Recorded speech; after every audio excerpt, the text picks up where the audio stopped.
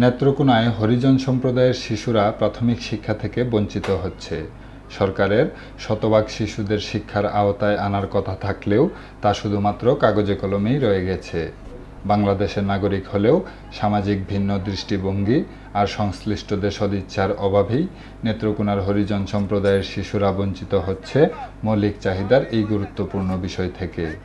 জেলার 10 উপজেলায় সমাজসেবা কার্যালয়ের জরিপের আওতায় থাকা হরিজন সম্প্রদায়ের মানুষদের কোনো প্রকার জরিপ কার্যক্রম না থাকলেও তাদের দেয়া আনুমানিক তথ্য অনুযায়ী শিশুসহ প্রায় 200 সহস্রাধিক মানুষের বসবাস, যার মধ্যে নেত্রকোনা সদর উপজেলায় চকপাড়া এলাকার হরিজন কলোনিতে প্রাথমিক শিক্ষার আওতায় রয়েছে প্রায় 300 শতাধিক শিশু। শতভাগ শিক্ষা গ্রহণের ইচ্ছা থাকলেও কাছাকাছি কোনো প্রাথমিক বিদ্যালয় না থাকায় এবং বাঙালি বাচ্চাদের ভিন্ন দৃষ্টিভঙ্গির কারণে এদের বেশিরভাগ শিশু স্কুলে যেতে ইচ্ছুক না।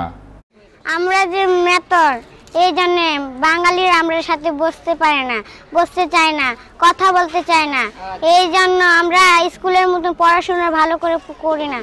স্কুলে পাড়াতে ভিতরতে একটা স্কুল থাকতে, সে যে স্কুলে যদি আমরা ভালো করে পড়াশোনা করতাম, মানুষের সাথে ভালো করে ব্যবহার করতাম, যদি হেরে আমাদের কাছে ভালো লাগতো।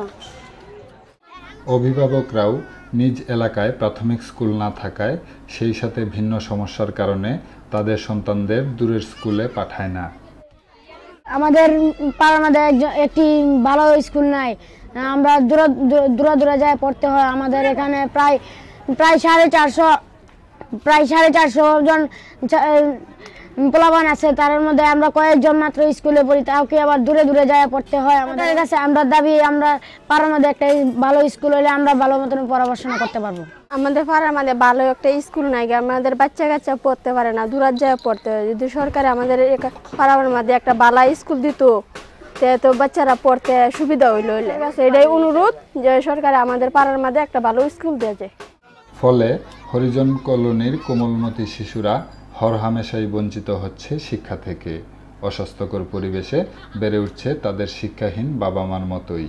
মানুষের মৌলিক চাহিদার এই গুরুত্বপূর্ণ বিষয়টি মাথায় রেখে হরিজন কলোনির কোমলমতি শতভাগ শিশুদের দ্রুততম ভিত্তিতে শিক্ষার আওতায় আনার কথা জানিয়ে জেলা প্রাথমিক শিক্ষা অফিসার বলেন, 2014 সালে প্রতিটা শিশু ভর্তি হতে পারে এবং তার ক্যাচমেন্ট এলাকায় যে কোনো ক্যাটাগরির স্কুলে সে যেন যায়, সেই ব্যবস্থা আমরা নিব। তার আলোকে আমরা এই মাসেই এই হরিজন পল্লী এলাকা যে বিদ্যালয়ের আওতাভুক্ত, সেই বিদ্যালয়কে দিয়ে আমরা জরিপটা করিয়ে নেব যে বাচ্চাগুলো কতগুলো বাচ্চা আছে, কত বয়সী, এবং তাদেরকে যাতে আমরা জানুয়ারি মাসেও স্কুলে ভর্তি করতে পারি, সেই ব্যবস্থাটা এক্ষুনি আমরা শুরু করব।